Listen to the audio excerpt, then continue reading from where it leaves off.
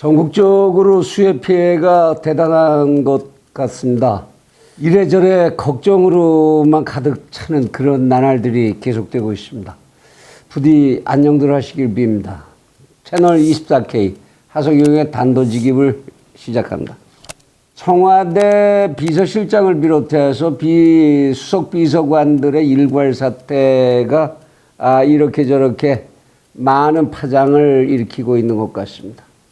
지켜보는 채널 24K의 심정은 인류 역사상 진행되어 왔던 권력의 흥망성쇠, 그것을 둘러싸고 벌어졌던 인간들의 얍삽한 이해타산, 부박표변한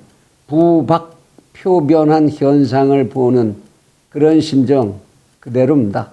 원래 인간이 이런 존재냐? 원래 권력이라는 게 이런 거냐?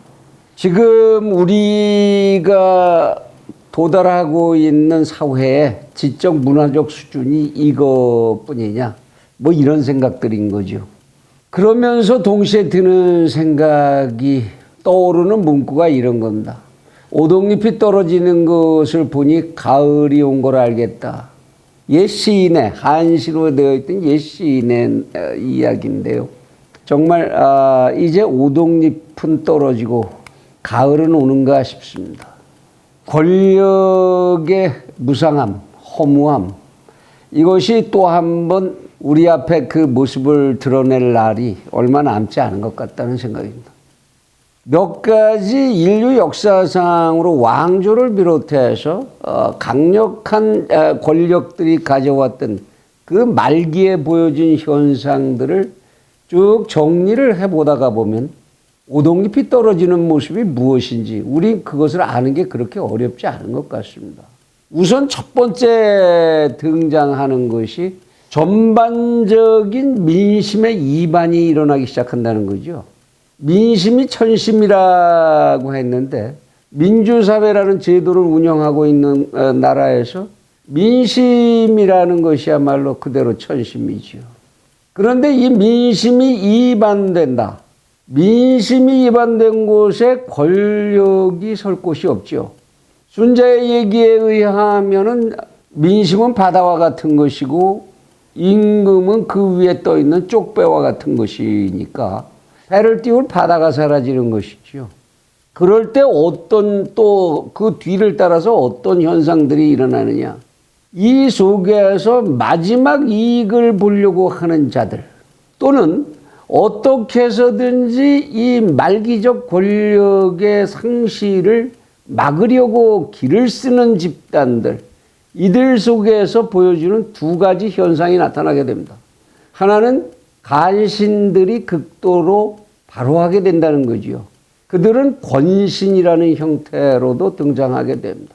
이것은 우리나라의 고려말, 조선말 어느 시대나 그랬고 중국의 그 많은 왕조들이 명멸할 때도 그랬고 서구의 권력자들이 부침할 때도 똑같은 현상을 보였었습니다.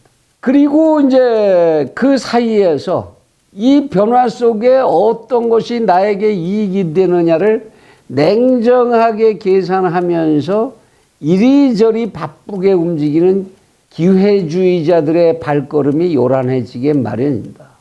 지금 이 사회, 지금 우리나라가 그런 모습을 그대로 보이고 있는 것이 아닌지.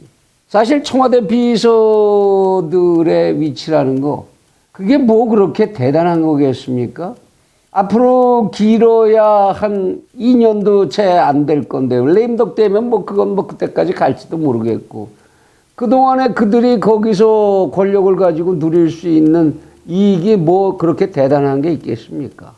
강남 아파트 그냥 가지고 있으면은 잘하면 1년에 10억씩도 올라간다는데, 그거 한 2년 버텨서 그거 벌겠습니까? 그 밖에 그거를 대체할 다른 무슨 이익 같은 게 계산되는 게 있겠습니까?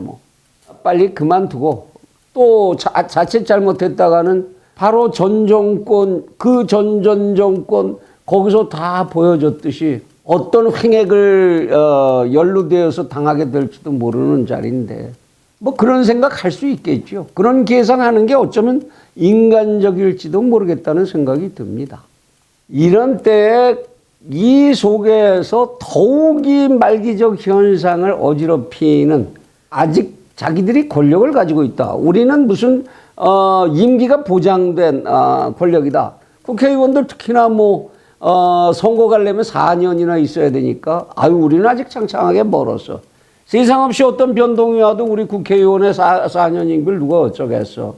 이렇게 생각하고 그 속에서도 또 우리를 지키기 위한 방어를 결사적으로 하지 않으면 안 된다고 생각하는 그런 사람들이 있는 것 같아서 그분들께 충고를 좀 해드릴까 싶습니다.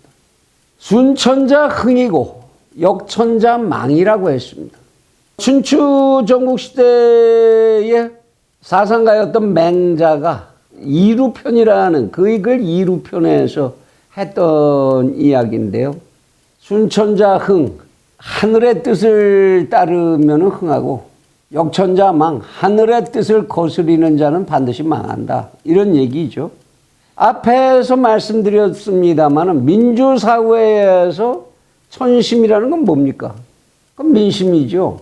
지금 민심이 이반되고 있는 것이 분명하고 그 흐름이 대세를 만들고 있는 것이 분명하다면 그 민심의 흐름을 따르는 자는 흥할 것이고 그 민심을 역행하는 자는 반드시 망할 것이다. 그런 얘기가 됩니다. 이런 때에 섣부른 소신, 역천하는 소신, 그것은 나라의 이익을 더욱더 망치는 데나 기여할 뿐이라는 사실. 이것 정도는 좀 깨달아줬으면 좋겠습니다. 본인들을 위해서나 나라를 위해서. 그런데 지금 집권 여당의 당대표 선거가 진행되고 있고 그 와중에서 나오는 이야기들을 들어보면 도무지 이 천심을 읽을 줄 모르거나 천심을 고의적으로 역행하는 소신이라는 착각 속에서 채널 24K에서는 소신이라는 게 뭐냐, 고집과 소신은 어떻게 다르냐, 같으냐, 이 얘기를 쭉 정리를 해드렸습니다만 이런 착각 속에서 역천자하는 그러한 발언들이 너무 많이 쏟아지고 있는 것 아닌가. 참 보기에 딱하다. 그런 생각을 하지 않을 수가 없습니다.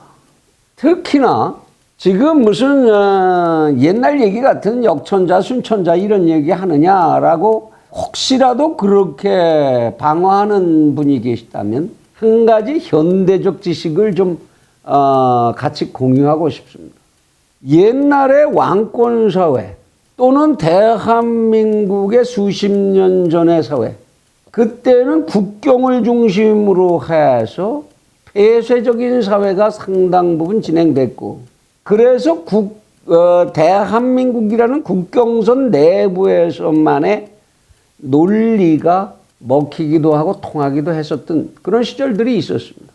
그런데 지금 시대, 지금의 대한민국은 어떤 시대에 있느냐? 국경의 의미가 상당히 감소된 개방사회로 가고 있다. 전 세계는 서로 연결되지 않고서는 살 수 없고 한 나라에서 만들어내는 정책은 반드시 다른 나라에 영향을 주고 다른 나라의 정책이 또한 우리에게 영향을 주게 된다는 사실. 이 사실에 입각해서 우리의 정책이나 여러분들의 고집 소신을 관리해야 할 거라는 겁니다. 지금 진행되고 있는 이 부동산에 관한 문제들, 이러한 국제적 개방성을 전제로 해서 생각을 해보면 어떻게 됩니까? 여러분들이 상식으로 말도 되지 않는 부동산 제도를 입법 강행해서 실행한다고 한다면 거기에 순응하지 못하는 사람들은 어떤 방법을 찾아야 하겠습니까? 밖으로 나가야지요. 이러한 불안정한 대한민국이라는 사회 속에서 나의 부를 유지하고 나의 안정을 유지하고 나의 만족을 유지할 수 없다고 생각하는 사람들, 그런 사람들은 탈출해야 합니다. 국부의 유출이 일어나지 않으면 안 되는 거죠. 지금 홍콩 같은 사태에서 우리는 그런 모습을 봅니다.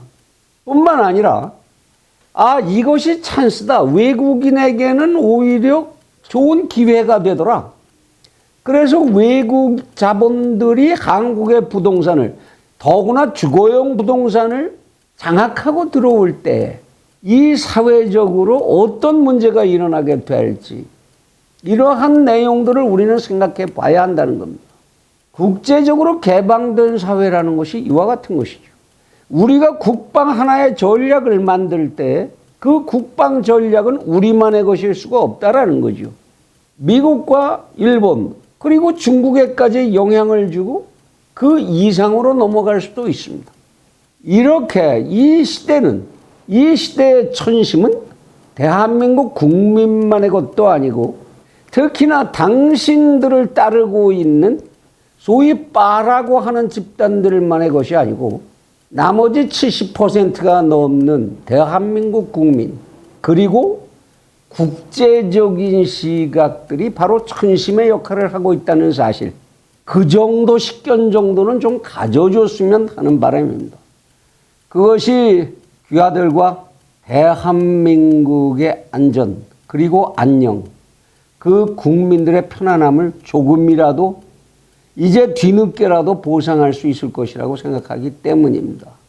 부디 오동잎이 다 떨어질 때까지 그때까지도 생각을 정리 못하는 그러한 우울을 범하시지 않기를 간곡히 당부합니다.